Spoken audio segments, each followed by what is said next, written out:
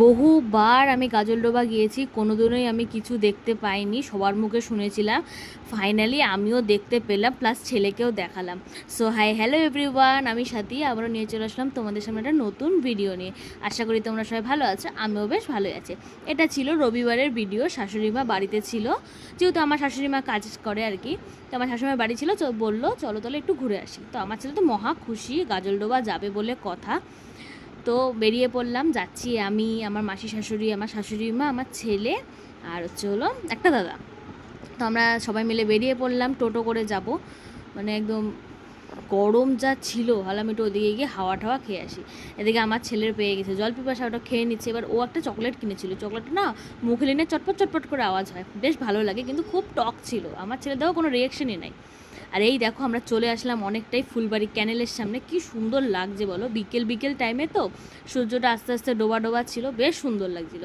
তো এখানে একদম চলে যাচ্ছি গাজলডোবার লাইনেই, পরে নিমবন। এখন আর এখানে কেউ ওকে যেতে দেয় না, খালি মারা যায় বাচ্চারা।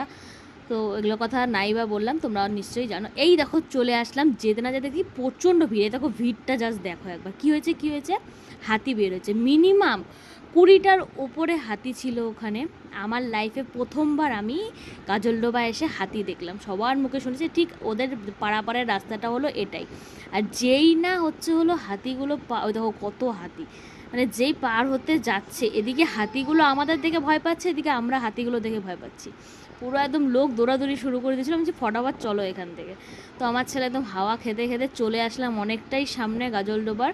ওই দেখো ভাইরাল সেই ব্রিজ, একদম চলে আসলাম এবার বিচের সামনে।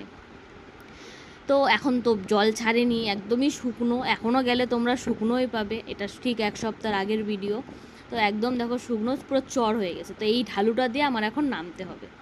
তো গড়গড়ায় নেমে পড়লাম সিলিন্ডারের মতো। তো দেখো আমার ছেলেকে একটু দাঁড়াতে বলছি, এই ফটো তুলতে বলে এভাবে দাঁড়া, তারপর বললাম একটু ঠিক করে দাঁড়ালো।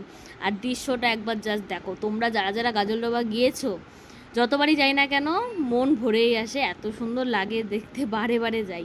আর আমার ছেলে তো ভীষণ খুশি, একবার তোমরা দেখলেই বুঝতে পারবে যে ও কতটা খুশি। ওই বালিগুলো যে কি ভালোবাসে খেলতে আর কি।